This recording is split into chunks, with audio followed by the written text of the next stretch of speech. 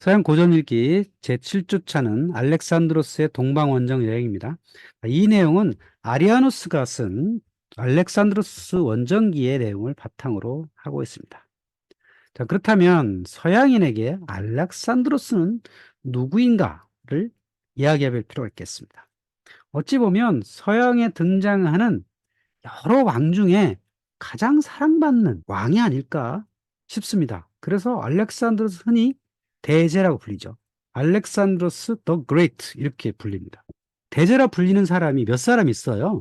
알렉산드로스가 그렇고요. 그 다음에 콘스탄티누스 1세 대제가 그렇죠. 그 다음에 샤를마뉴가 있죠. 이렇게 서양 세계에는 대제라 불린 사람이 3명인데 그중에 첫 번째 사람이 알렉산드리스인 거죠. 자, 알렉산드로스는 제우스와 헤라클레스의 아들인 걸로 되어 있습니다. 물론 헤라클레스의 아들은 아니겠지만 당시의 인물들은 자신의 아버지를 이렇게 신이라고 천명하는 경우가 많죠. 그리고 페르시아를 정복한 영웅의 끝판왕입니다. 그리스 시대는 한마디로 영웅의 시대거든요. 위대한 업적을 올린 뛰어난 남자들, 이걸 영웅이라 부르거든요. 그 아버지가 신이든 아니든. 그런데 그 신을 아버지로 두었던 영웅의 끝판왕이 알렉산드로스라고 할 수 있고요. 유럽인이 최초로 아시아를 정복한 인물입니다. 알렉산드로스 이후에 유럽인이 아시아를 정복한 경우에는 19세기 이후죠. 그러니까 19세기 이전까지는 아시아를 정복한 최초의 인물이고, 물론 그 다음에 로마인들이 아시아를 정복하긴 했지만 알렉산드로스만큼 인도까지 영역을 넓혔던 사람은 없었습니다. 역사에서 첫 번째 대제였다고 하는 거죠. 한니발이 남긴 이야기 중에 이런 말이 있습니다. 우리 시대 가장 위대한 장수는 알렉산드로스요. 그 다음은 에페이루스의 피로스요. 세 번째는 나요. 이 이야기는 로마의 장수 스키피오 아프리카누스와 대담을 나누는 데서 나온 겁니다. 스키피오가 이렇게 물었다는 거죠. 당신은 어떤 사람이요? 이 세상의 가장 장수는 누구요? 라고 물었더니 이렇게 대답한 거예요. 이 시대의 가장 위대한 장수는 알렉산드로스고, 두 번째는 에피로스의 피로스고, 세 번째는 나요. 이렇게 대답한 겁니다. 그랬더니 스키피오가 이렇게 말한 거예요. 당신은 나한테 졌었소. 실제로 한니발이 스키피오한테 자마 전투에서 졌죠. 그랬더니 그래서 내가 세 번째요 라고 했다는 겁니다. 만약에 한니발이 자마 전투에서 스키피오한테 지지 않았다면 자기가 1번이다 이런 얘기를 한 건데, 어쨌든 한니발의 말에 의하면 첫 번째 위대한 장수는 알렉산드로스다라고 했다는 거죠. 나폴레옹은 이런 말을 남겼습니다. 나보다 위대한 이는 알렉산드로스, 한니발, 카이사르밖에 없다. 나폴레옹도 상당한 자신감으로 차있던 사람이죠. 그만큼 대단한 업적을 남긴 것도 사실이에요. 자, 오늘 얘기한 이 알렉산드로스는 유럽인에게는 위대한 장수의 표본으로 알려져 있는 그런 사람이죠. 여기 그림이 있습니다. 아킬레스의 무덤을 방문한 알렉산드로스죠. 알렉산드로스가 헬라스 폰토스를 건너서 아시아를 건너갈 때 그 건너간 지점이 트로이를 옆을 지나가거든요. 그러니까 트로이에는 아킬레스의 무덤이 있었겠죠. 그래서 자기가 아킬레우스와 비등비등한 아킬레스만한 대단한 영웅이다라는 것들을 내세우기 위해서 아킬레스의 무덤을 지나간 걸로 알려져 있습니다. 어머니 올림피아스가 자신이 암몬 제우스와 동침했다고 썰을 풀었습니다. 그러니까 알렉산드로스가 제우스 아들이라고 그랬죠. 물론 이거는 어머니의 썰이고 실제 아버지는 따로 있었죠. 그런데 이렇게 영웅들은 신한테 잉태되고 신의 아들이고 끝까지 세상을 정복하고 돌아온 영웅이라고 천명하게 즐겼습니다. 그래서 알렉산드로스도 신성하게 잉태되었다. 어머니 올림피아스가 제우스와 동침함으로써 잉태되고, 그러니까 신의 아들이었고 세상 끝까지 정복하고 돌아와서 영웅답게 죽었다. 실제로 그렇죠. 그래서 영웅의 표본인 것처럼 되어 있죠. 만약 이 사람이 늦게까지 죽지 않고 천수를 다 누렸다면 이만큼의 사랑받기 어려웠을 거예요. 그런데 이 사람처럼 젊은 나이에 세상 끝까지 정복하고 돌아와서 영웅답게 죽은 사람이 없거든요. 그러니까 더 사랑을 받은 경향이 있습니다. 알렉산드로스가 다녀왔던 원정길을 보면 이렇습니다. 마케도니아에 출발해서 소아시아를 건너고 이수스강 전투를 거쳐서 이집트까지 갔다가 이렇게 돌아와서 가우가멜 전투에 승리를 거두고 바빌론에 입성을 했고, 수사를 거쳐서 당시에 페르시아의 수도였던 페르세폴리스를 점령을 하고, 카스피 관문을 거쳐서 박트리아까지 갔다가 오늘날의 아프가니스탄 남부를 돌아서 아프가니스탄의 수도인 카불을 거쳐서 박트리아를 가죠. 오늘날의 옥소스강, 아무다리양 근처까지 가고 사마르칸트까지 갔다가 다시 되돌아와서 카불을 거쳐서 오늘날의 인도 서북부에 있는 펀잡주를 거쳐서 인도양을 거쳐서 바빌론으로 돌아옵니다. 그래서 여기서 죽게 되죠. 그리고 이 원정 다니는 사이사이에 자신의 이름을 딴 도시를 건설을 합니다. 뭐 썰에 의하면 뭐 300개를 건설했다라고 하는데 그건 정말 썰이고 그냥 군대가 주둔하는 그런 야영지 정도였겠죠. 그런데 오늘날까지도 알렉산드로스의 이름이 남은 도시가 있어요. 그러니까 실제로 책에 나오는 보면 알렉산드리아 에스카테, 알렉산드리아 옥수수, 알렉산드리아 아리아, 알렉산드리아 니케아, 알렉산드리아 수시아나 이런 도시들이 있었다고 하지만 오늘날까지 이제 이름이 남아있는 곳은 이집트에는 알렉산드리아 지금까지 남아있고 터키에 보면 이스켄데르라는 도시가 있어요. 이스켄데르, 알렉산데르 비슷하죠? 여기서 아마 이름이 유래된 것 같고요.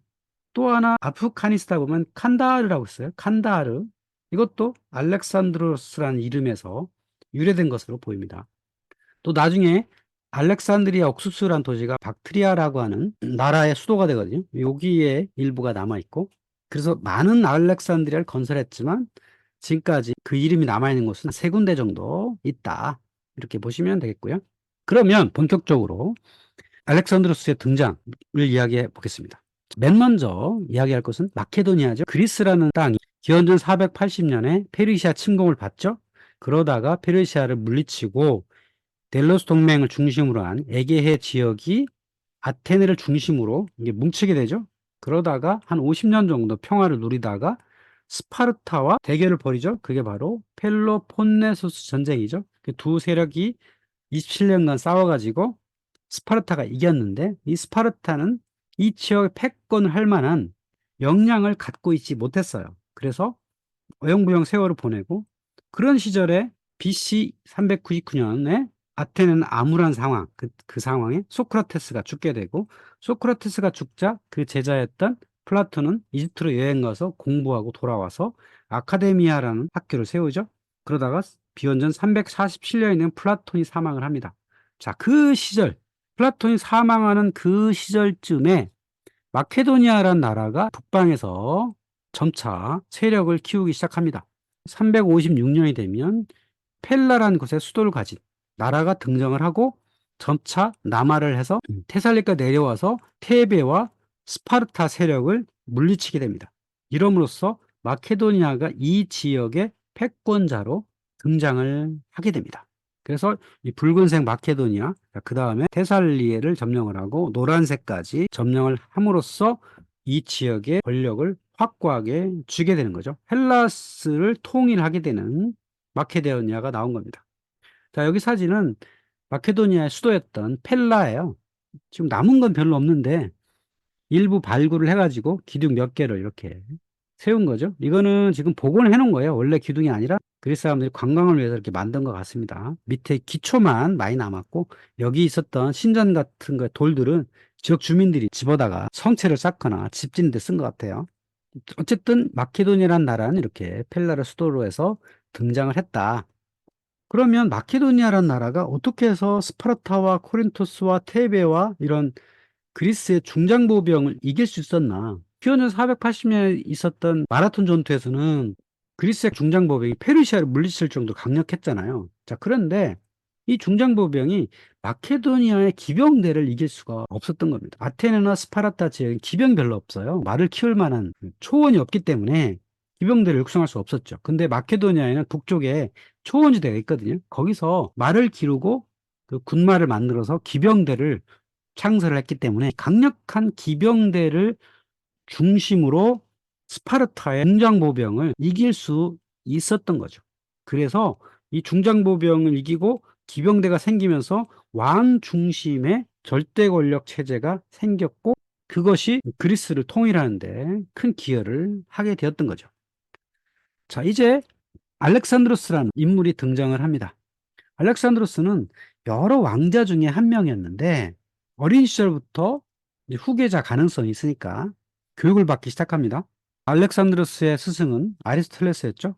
아리스토텔레스는 플라톤의 제자였죠. 플라톤이 죽은 이후에 그 플라톤이 세웠던 아카데미아 학원은 플라톤의 조카한테 가고 아리스토텔레스는 고향으로 돌아가게 됩니다. 아리스토텔레스는 아테네에서 외국인이었기 때문에 플라톤의 아카데미아를 받을 자격이 안 됐어요. 그래서 자연스럽게 스승 플라톤이 죽으니까 고향으로 돌아가서 있다가 아리스토텔레스의 아버지가 이 마케도니아 궁정에서 의사였거든요. 그러다 보니까 마케도니아 왕실에서 이 왕자를 가르치는 선생으로서, 가정교사로서 한 3년간 머무르게 되죠.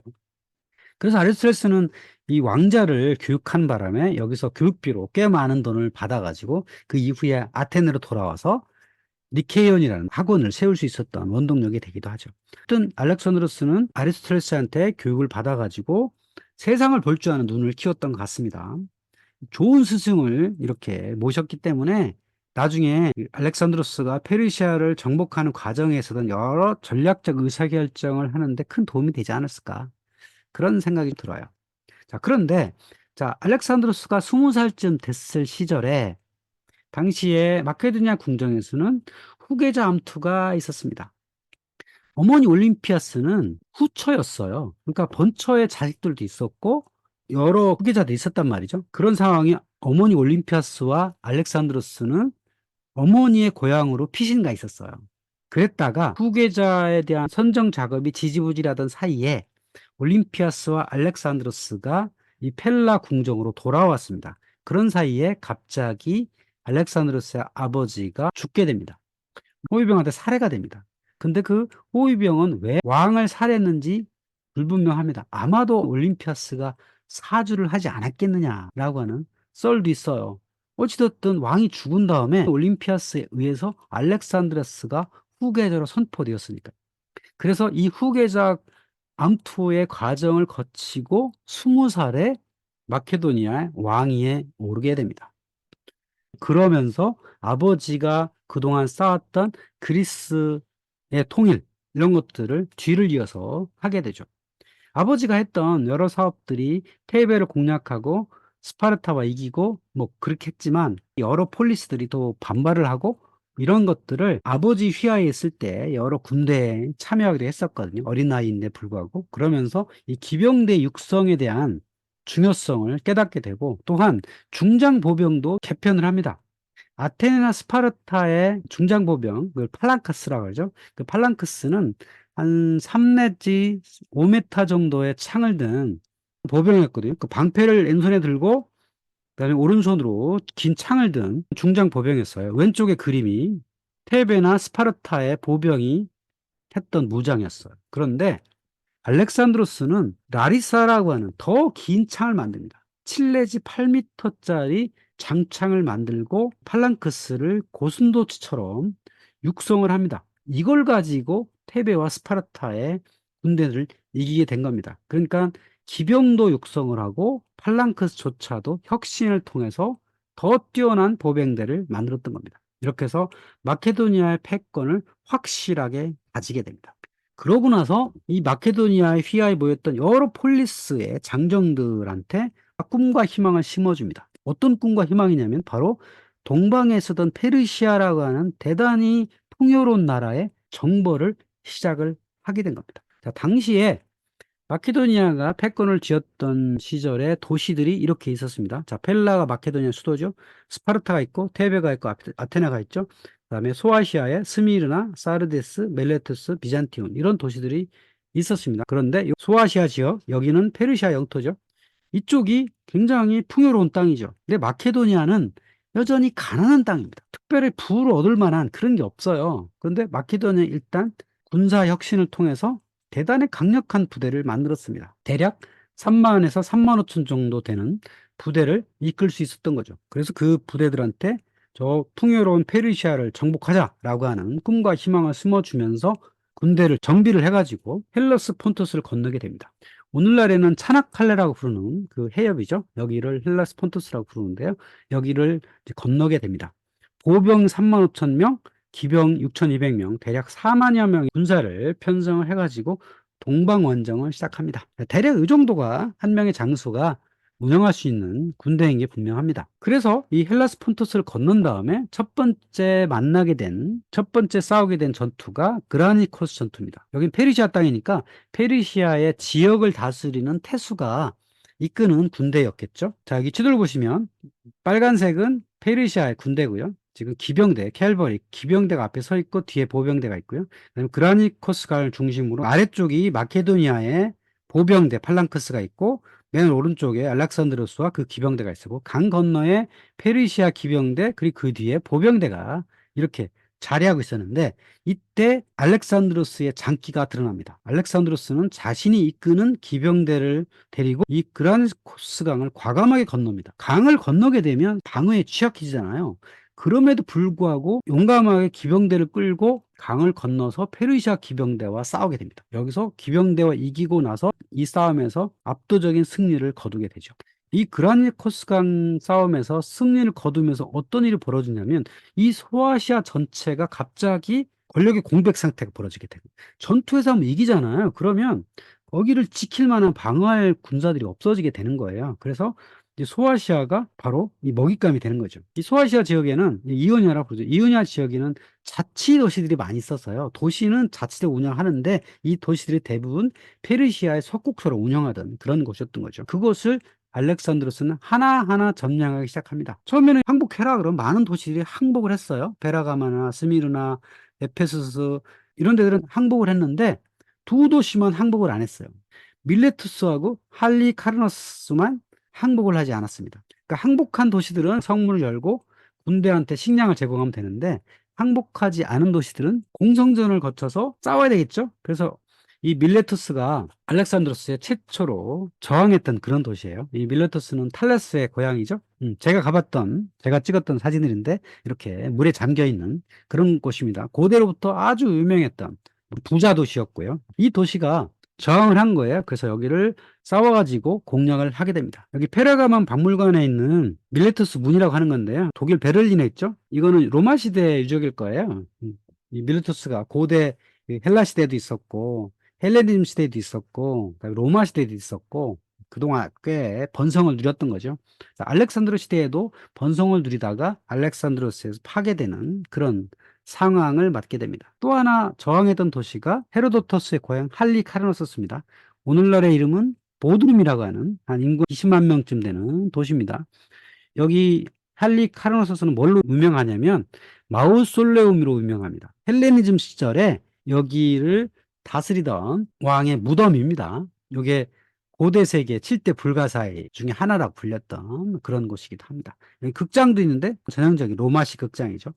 여기 밀레투스와 할리카르나소스가 알렉산드로스에 저항을 하는 바람에 대규모로 파괴됩니다. 그리고 나중에 로마 시대에 다시 복구가 되겠죠. 자, 그런 다음에 남쪽으로 쭉 내려와서 본격적으로 페르시아의 다리우스 왕과 붙었던 그 싸움이 바로 이수스 전투입니다. 역사상 이수스 전투는 알렉산드로스의 대단한 능력을 보여주는 아주 유명한 전투입니다. 자, 여기도 붉은색은 페르시아고요. 파란색은 마케도니아 군입니다. 여기서도 보병은 제자리를 지키고 기병대, 알렉산드로스가 이끄는 기병, 요거. 기병대가 적을 깹니다. 그리고 페르시아 왕을 목표로 공략을 하게 된 겁니다. 그러니까 기병대와 기병대끼리 먼저 싸워가지고 누가 이길 거냐 해서 기병대가 이기면 그 기병대가 보병을 에워싸는 전술이 당시에 많이 활용이 됐어요. 근데 이 알렉산드로스가 육성한 마케도니아 기병대가 상당히 뛰어났거든요. 특히 그 기병대의 선봉대장을 알렉산드로가 섰기 때문에 이수스 전투에서 혁혁한 공을 세우게 된 거죠. 로마 시대 도시 중에 폼페이라는 게 있죠. 그 폼페이에 있는 어느 귀족의 마당에 요 알렉산드로스가 싸웠던 이수스 전투에도 모자이크가 이렇게 발견이 되었습니다. 이 모자이크 사진은요, 나폴리 국립박물관에 이렇게 전시되어 있는데요. 제가 감동을 받았던 그림이기도 하죠. 이 교과서에 자주 실렸던 건데 여기 알렉산드로스가 있죠. 옆에 다리우스 왕이 있습니다. 다리우스 왕과 싸웠던 바로 그 이수스 전투를 보여주고 있는 아주 유명한 그림입니다. 이곳에서 알렉산드로스는 기병대를 이끌고 다리우스 왕을 목표로 공격을 했던 거고 다리우스 왕은 자신한테 오는 알렉산드로스 기병이 무서워가지고 도망을 치게 됩니다. 최고 지휘자가 도망을 치니까 당연히 페르시아 군대는 지리멸렬 바로 무너지게 되고, 여기서 알렉산드로스는 승리를 거뒀는데, 다리우스 왕의 진지를 가봤더니 아주 좋은 전리품이 있었어요. 바로 다리우스의 가족들이 있었습니다. 다리우스의 아내와 딸들이 있었어요.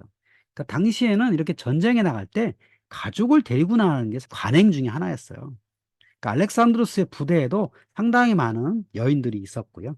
그래서 알렉산드로스가 다리우스의 가족을 잡게 되죠. 그래서 이 가족을 가지고 나중에 흥정도 벌이고 하던 그런 일들이 있었습니다. 여기 샤를르 무랭이라고 하는 화가가 그린 에 보면 여기 알렉산드로스가 있고 그 앞에 여러 공주들이 있죠. 페르시아 다리우스 3세의 가족들이었습니다. 그 페르시아라는 나라는 어떤 나라냐? 키루스 2세가 세운 나라죠.